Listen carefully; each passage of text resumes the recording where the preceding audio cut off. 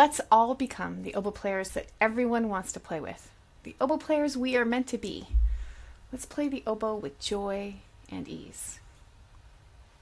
It's not too late. It is your time to thrive on the oboe. Perhaps you've played for years and you keep hitting the same ceiling, keep hitting the same spot in your playing, and you're unsure about how to progress or how to achieve the results that you're looking for. Perhaps you think that maybe you need a new oboe, you need access to better reeds, perhaps a new method book. No. In short, the problem is you. I'm sorry. That's not very kind, but it has been my observation that the things that got you to where you are not the things that are going to take you to the next step. And I'm not trying to minimize the work that you've done to get to this place on where you play your oboe, but I would encourage you to think differently about how you can progress on the instrument. My name is Erin Brophy. I am the principal oboe player of the Saskatoon Symphony and a sessional lecturer at the University of Saskatchewan. Just to give a little context about me, is I grew up in a very remote part of Canada, a beautiful place full of rocks and trees. And I started the oboe there, and I think because I was so isolated, there was not another oboe player for that, hundreds of kilometers. Because I started and I was so isolated, I think that a lot of my journey on the instrument I felt quite alone. And I think also I felt a little bit like an outsider, like there was something that perhaps I was missing or I didn't understand. And that sort of continued throughout my professional career as both a performing oboe player and as an educator. It's something that I've observed of the students that I've worked with as well. And that's a little bit about why I love teaching and why I love working with people to make massive oboe transformation in their lives. So, speaking of transformation, I want you to imagine for a second, can you imagine being able to play exactly how you want? Can you imagine the feeling of being in concert and feeling like you can control what's happening, what's coming out of your instrument, that you can feel comfortable, that you can be so enjoying the moment of performance that you can listen when you're in concert, that you can hear things when things are different, and you are flexible enough to move and change and to accommodate the beautiful music making that's going on around you. I want you to imagine what it would feel like to not be inhibited by your performance feelings. Some people call that performance anxiety, but that those feelings are actually the things that were helping you perform well. I want you to imagine that for a second. Can you also imagine that when you go to your practice time, that you know exactly what to do, you know how you're going to spend your time, you know how to practice so that you see results, not only in every practice session, but every time you pick up your instrument. I want you to imagine that for a second, because I think that there's power in the imagination for sure. There's power in the art of possibility. But I also think that, particularly for adult players of the oboe, that's something they can't really imagine. And I wanted to talk to you today, I'm talking right to you, about the three pillars that I see as an oboe educator that are fundamental things you can do in order to have that lived experience of really enjoying performing, of really enjoying playing your instrument. I'm going to talk to you, I hope that this video is inspiring, that it moves you closer towards a goal, that it helps you take some action. And so I'm going to sprinkle in some stories of some of my amazing students. And my hope is that these stories are inspiring for you, that if learning that they can do it, that it's something that you can imagine you can do too. So I want to talk first about my student named Carol, who, she has not exactly really revealed her age to me, but she's somewhere north of 65.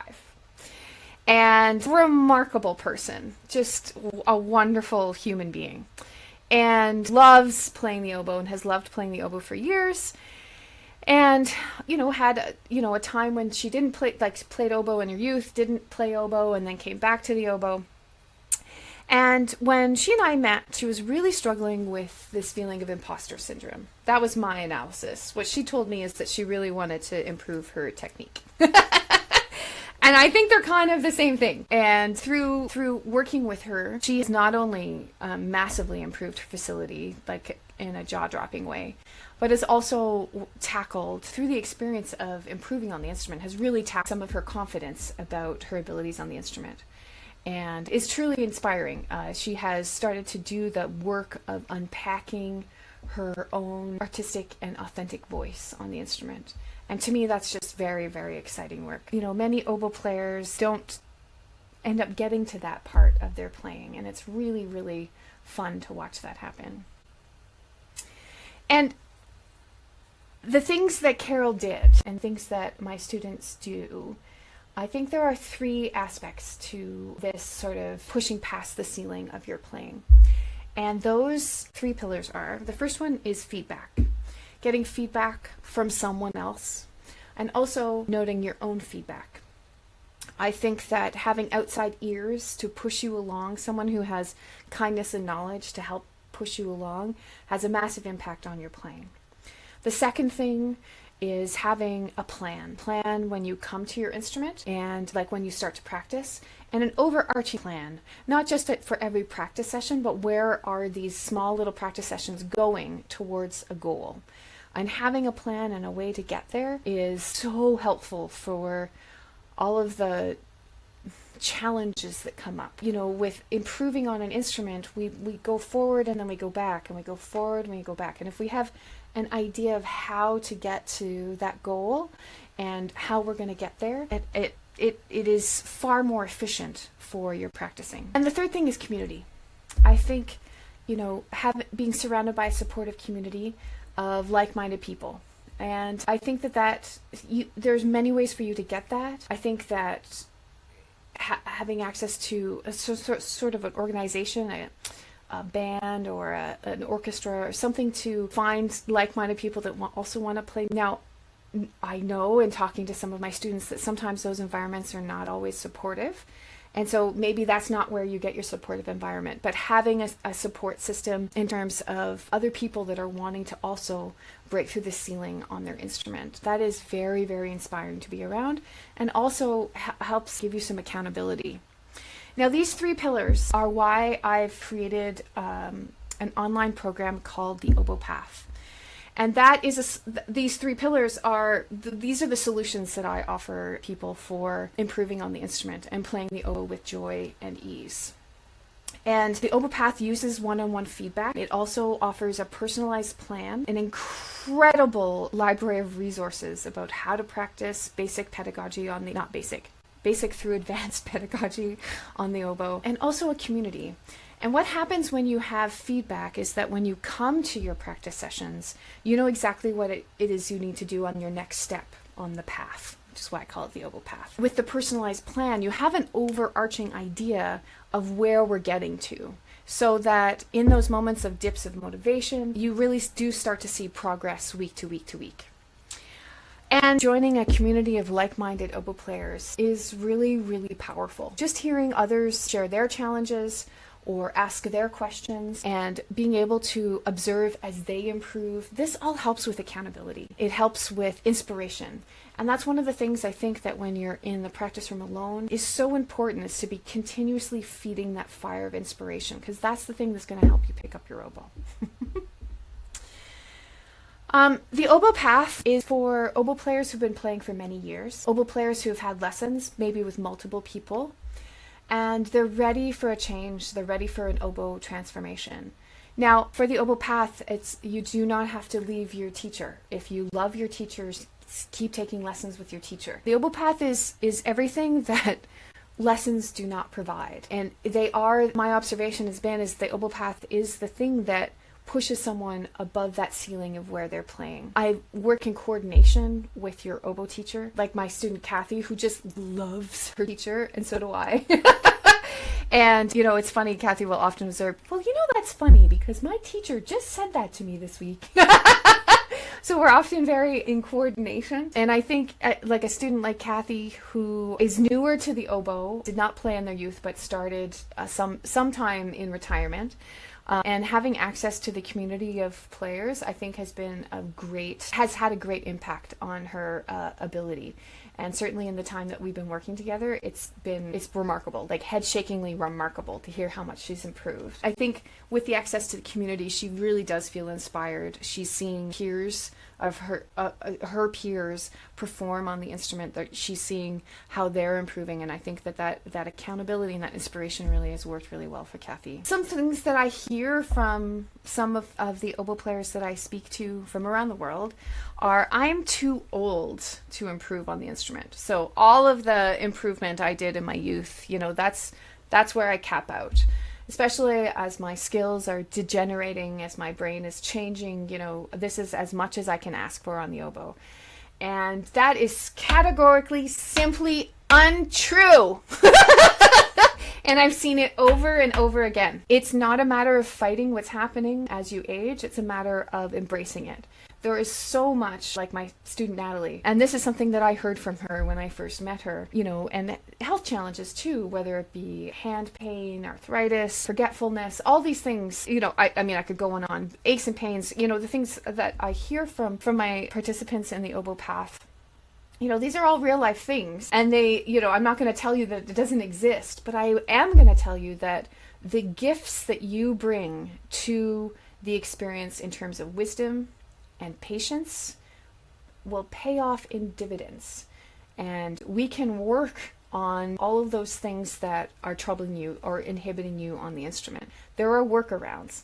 There are things you can do, and please don't let that stand in your way if you think that you've hit your ceiling just because of your age. That's not true. I've also heard from some oboe players that they just do it for fun, and so they don't necessarily need access to excellent teaching. Perhaps their playing's really not that valuable because, you know, they don't make their living playing the oboe.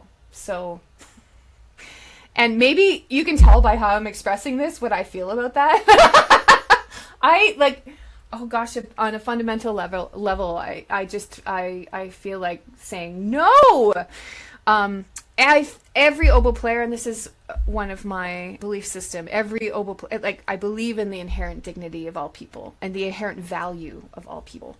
I think that because you like to do this for fun, quote, that does not mean that you don't and can't do it exceedingly well. In fact, I think having that aspect of fun and passion and joy is actually what will help you perform at your best. Do you deserve to have access to excellent teaching that is supportive, that really values your music making? And the answer is absolutely you do. And I have to say, purely selfishly, I find it incredibly inspiring to work with a fellow artist who is trying to push their oboe playing, regardless of their current level. It is something that I use in my own music making. I find it very inspiring.